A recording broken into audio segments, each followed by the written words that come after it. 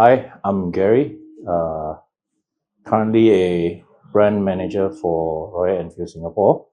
Uh, Basically, I've been with the industry for almost 20 years. And yeah, during this time, the work that I'm involved in and the brands that I'm involved in is largely, by and large, custom motorcycles, retro, classics. So I don't do very well with mass market bikes, but anything that has a lifestyle aspect to it, yeah, usually I'll gravitate toward all these brands. So 20 years now. Yeah, I came into this industry in 2006 as a salesperson for Harley-Davidson Singapore, the then Harley-Davidson, and it was previously by the distributor, Komoko. We were under Komoko then. So I kind of accidentally came into this industry. Well, I can't say accidentally, but prior to this, I was living in England for 2 years, and when I came back to Singapore, I was just wondering what can I do now. And I saw an ad during those times. Newspaper. We saw an ad on the newspaper that Harley Davidson is hiring a salesperson, and I thought to myself, hey, prior to me in England, I was riding a Harley Davidson, and I've never done sales before, and the immediate thought was, if I do sales and I like Harley Davidson, hey, there's a chance that I might do well. So I came in interview, and the then general manager accepted me, and yeah, that's just how I got into the industry. And then subsequently, I was with them for 4 years doing sales, and I wanted to try something on my own. So I actually opened up a little shop, sort of like a custom shop, right? To address some of the custom bikes and everything. I think this was in 2010, I think. 2010, yep. And that didn't go too well. Don't really have a business sense. So it folded after 1 year. And I was immediately approached by another brand, local brand, Triumph. I mean, it's not a local brand, it's a British brand, Triumph Motorcycles, which was then under Ma Private Limited. So this time round, I didn't really want to do sales. I wanted to take on more creative aspect of the industry because I was previously from art school. So, always been trying to be creative and everything. So the then hirer, Eugene Ma, he actually told me that, no, I have to do sales, but I have an opportunity to do marketing as well. So I became a brand and marketing person for Triumph Motorcycles Singapore at the time. And this was already 2011, 2012, I think. Again, I stayed there for like 4 years, 5 years. And during this time, this was the time, I think during the Ma days was the time that I really found myself, found my niche, found my calling towards this industry, as in all these custom bikes, cafe races, trackers, and everything. So I kind of found a footing on this genre, and it helps also my immediate friends around me. They're all designers, photographers, and when we're out riding, these people just take it upon themselves naturally, just take photos, take videos, and come Monday, I have footages and I have shots that I don't know what to do with. And this was a time when we just started having things like Instagram and all this, and I just started throwing all these things in on the social media. At that time, we don't even call it social media. We just know it as Instagram, Facebook, or whatnot. And then I think it kind of blew up from there, and people start noticing this genre of motorcycling. And I start getting calls coming in and asking if they can join our rides. And I said, no, actually we can't. It's not so simple because it's not a bike group. It's just the lifestyle that we represented, and it's very hard for me to accept anybody that comes in and just asks me, can I join a group? I can't do that. But then I was thinking to myself, hey, but this is a good way of marketing, and yeah, because of that, I created through my company the whole series of lifestyle photography or whatnot, and then And I mean, I put together rides for our own riders and everything. And then I think that's how it grew. And also, I think aftermarket parts, things like all these accessories, everything is not very readily accessible in Singapore during that period of time. But since I'm always doing this kind of research, I will know where to look for all this stuff. So I always share all this information with riders and everything. And then I think because of that, I think maybe the scene thrive a little bit. Everybody just go out hunting for parts and accessories to accessorize and customize the bike. And towards the tail end, I think it caught the attention of Harley-Davidson Singapore again. And they asked me if I want to join them back and tackle this specific genre, this younger set and everything. And this time as a brand marketing officer, manager kind of role, and I took it. So 2016, I went back to Harley-Davidson and stayed till pandemic. Yeah. So, and after that, I was like, okay, a bit tired. And I stopped this industry for a while. And then I came back in 2023, I think. Yeah, I joined Eng Group, and then immediately they put me into Royal Enfield Singapore. So here I am, and trying to repeat my feat during my MA days, growing the crowd and this genre for all this lifestyle motorcycle. So.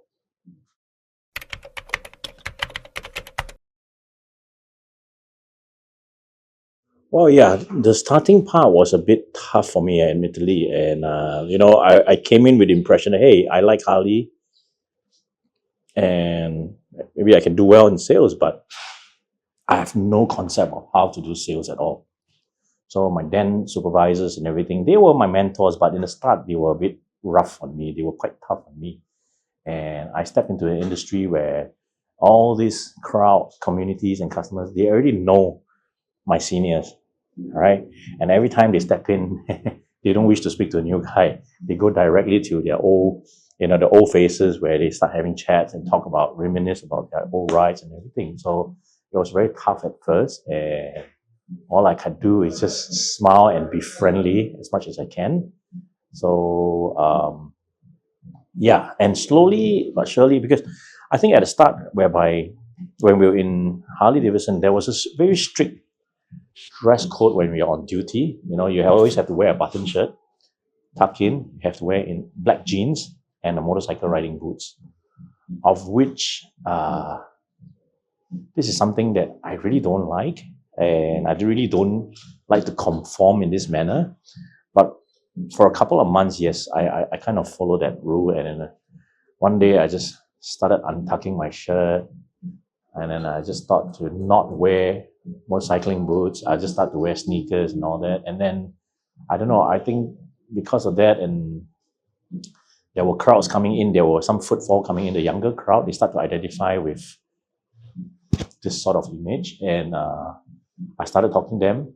And I think incidentally, because of that, the sales started coming in.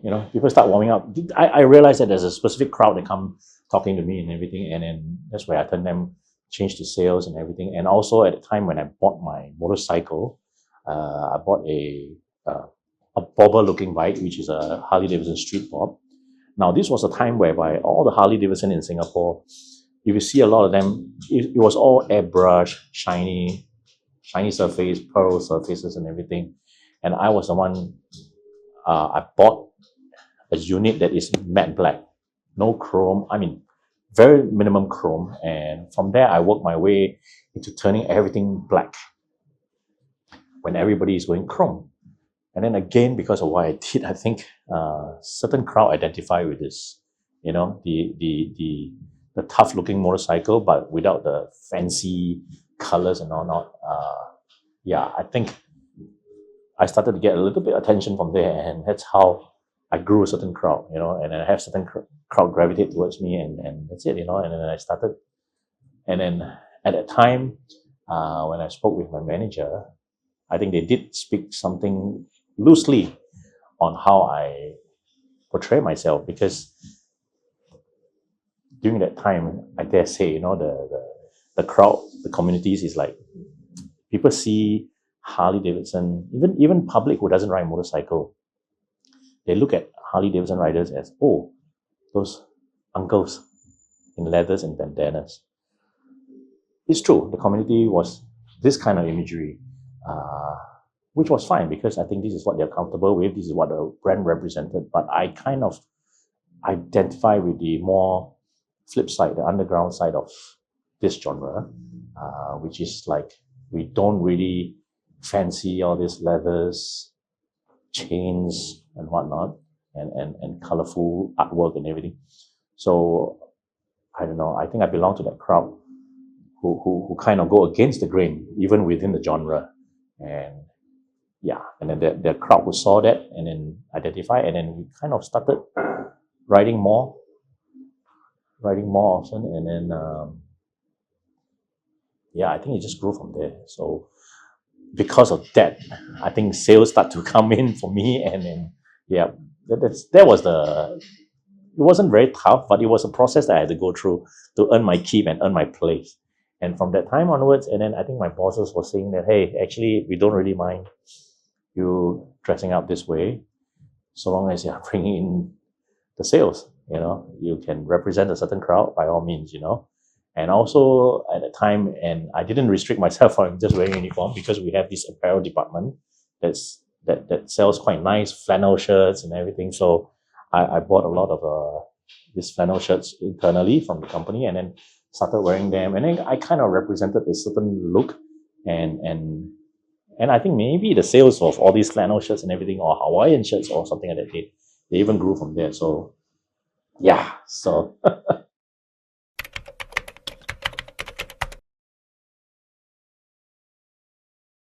I can't speak for the younger generation. I can't really get into their psyche on what's in their mind.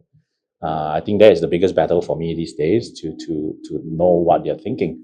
But what I observe is, when they come into the industry, I think it's the same. It's the same as when I came in the industry. I came with a lot of hopes and dreams, and I thought everything was all laid out for me easy, just because I like this genre, I like this industry, I'll do well. But what we don't see is the back end, right? The back end of all the blood, sweat, tears, that how we create certain rides, we create certain sales, or create certain promotions, everything. All this, there's a lot of planning behind the scene which you don't get to see, because what the consumer see is our output. They don't see how we input behind the scene. So I think it's a process that every newbie, I wouldn't say young or old person who come into the industry, so long as you're new to the industry, you're young to the industry. You can be 60-year-old coming to the industry, you're still considered young for this industry. But they have to go through this whole process. But I think it's a lot easier these days, with everybody has an identity online, on social and everything, so they always can create an identity for themselves. And perhaps they already make use of whatever crowd that they have, the pool of followers and whatnot, and spread the message. Very often right now at our position, we will always feel, does many followers equate to more sales? Actually, the answer is no, but you still have to go out and hustle, because it's not easy to make consumer part with their dollar, right? It's nice to see all this imagery and everything, you aspire for it, but same thing, consumer, they need to understand, hey, you got to buy all this machine, you have to get into the lifestyle, all these things is not free. So it depends on how passionate you are, how much money you want to put in it. And yeah, you have to grow from there. I think everything, there's a process. It's just that the younger industry, the younger set, I think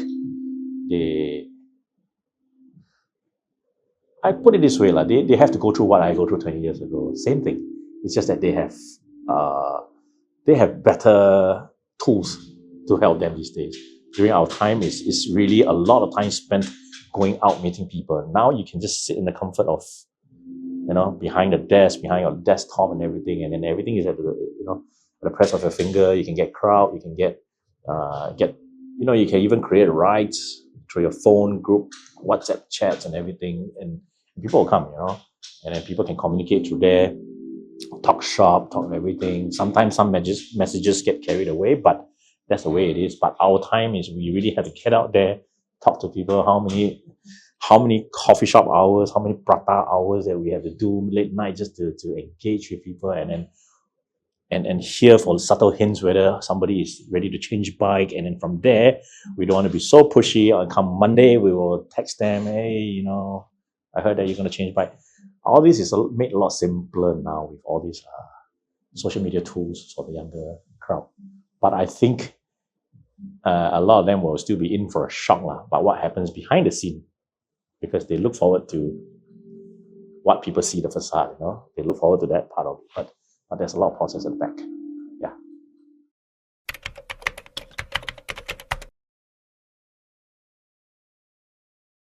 First and foremost, I don't think I'm considered successful in this industry, but I think I may be quite known in terms of this specific genre. But of course, I did observe there are other peers, there are other juniors that came up, and then now they're doing pretty well for themselves. And I observed that I think the formula has always been being very sincere, right? I was taught to never, ever put down any outside brands that I don't work with. It doesn't mean that I work for this brand, I have to talk shit about the other brands. We never do that, because we recognize that there are other makes that is very good bikes and everything. So I think the approach for as an individual who want to do well is sincerity, but you really do need to spend a lot of time engaging, be it during office hour or after office hours. That's very important, and that's how you get yourself known out there and speak to people. I would say don't try to be pushy, because when you try to do something that's very pushy to convert to sales or whatnot, the circle is considered small. It comes back and bite at you. If you say something negative now towards other brand, for example, right? Let's say you talk shit about certain brands just to get this guy to buy your own bike, right? Your own brand. But the circle is so small, the social media circle is so small that people will catch all these things and use it against you, and then you're put in a very sticky situation. I think you just be very sincere about it and be very honest about it, and then come very clean in terms of telling people the pricing, where you get certain things and whatnot. I mean, of course, we in the industry, we do not expect people to question us on what is the cost of all these bikes. We don't do that, because this is business, right? But of course, we try to analyze and see what is the best possible amount or margin that we can work with that makes sense for the rider out there. And every brand has a certain way of placing themselves, positioning themselves, right, against the other parties, the other brands. So yeah, we there's a lot of work behind all these things. But for a younger crowd, I think don't rush into it. I think don't be pressured by your peers doing great things on social, because a lot of the great things on social that you see is 5 to 10%. The blood, sweat, tears is 80 to 90% behind the scenes.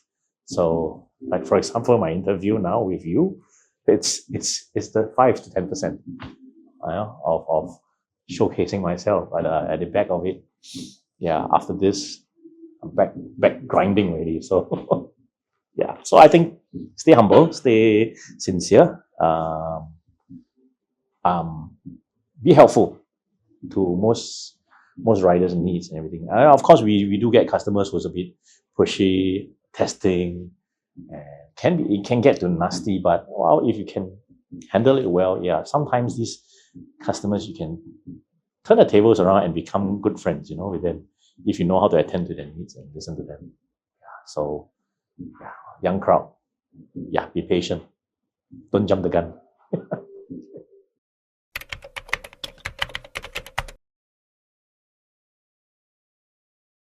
I think this day and age, social media marketing work in such a fast pace that consumer don't really have time to decide or make good judgment on the products that they gravitate to or they wishes to buy or whatnot.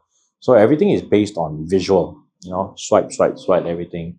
And I still think, and I think there are times whereby these purchases are made, right? And when they get the end product,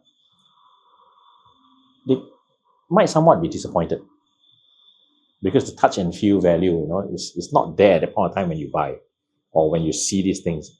So I feel like you say, I think it's always nice to do touch and feel. And I still believe in a brick and mortar setup, where everybody can come in, feel, experience, talk to the people and everything.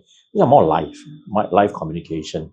And you can decide there and then when you can really touch the machine, on social media, you look at this machine, I can't even tell if this is fiberglass or this is real heavy, a sheet metal or whatnot, but the feel is very different. The feel is very different when you see it for real, you sit on it, maybe even get the test right. So I think as much as social media is promoting the visual aspect of it, I think it needs to be coupled with events, all right, rides, trade shows or not, right? I think all this can come into play then when everybody can come into this atmosphere and soak it all in and then, all in one spot, then you see it live, It's just, I don't know, it's always better to be inside the movie than be watching it, So touch and feel is very important. So all this social media marketing, I think, push the visual out, but double up with a event, put together curate an event or trade show for these people to come in and touch and feel everything, right? And Singapore, the thing about Singapore is what we're really good is we are only 60 kilometers by 40, so nothing is far. If I do an event, even from Jurong, you need to go to the east. Come on, man. If you ride your bike, it's a road trip, so it's not far. So it's not like it's not like when you're in America. If there's a trade show, you stay in some farm countryside, you have to take days and days to reach there. No, I think Singapore, we have the luxury of all this proximity. So whenever I see something, actually in 2 hours' time, I can be at the event already.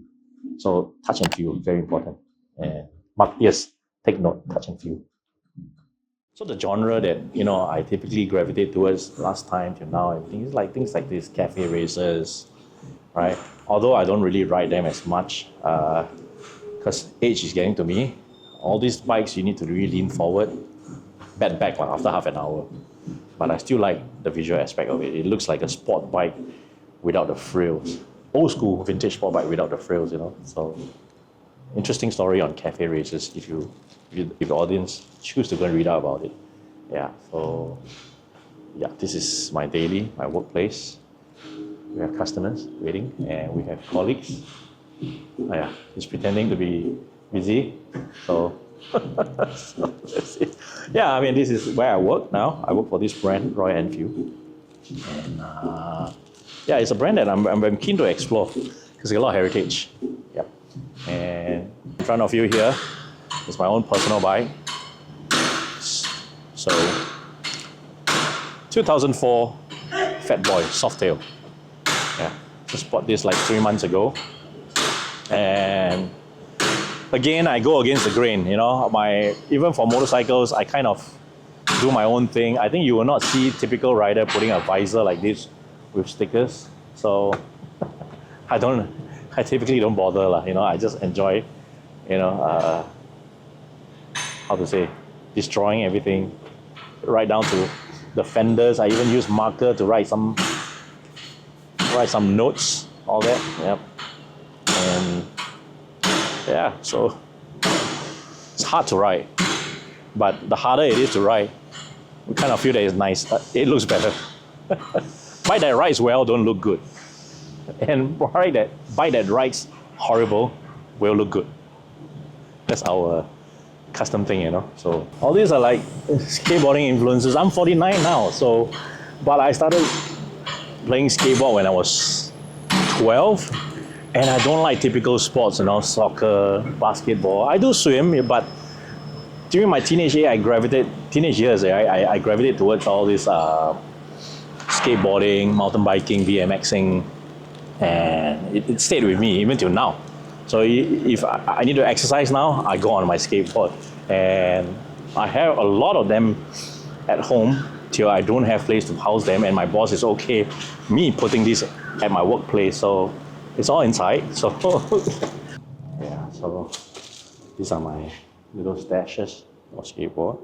And I'm not sure whether you guys know anything about skateboarding, but this is actually not the typical shapes that one will normally see, right? I always like all the weird shapes, weird sizes and everything. And so, upside down. Yeah. It almost look like a skimboard, but yeah, I like a certain genre of skateboarding as well. So yeah. I even have friends who have this little crew call themselves Childish Behavior, And we're all in our 40s, going into 50s. Yeah, so everything I do, I go against the grain.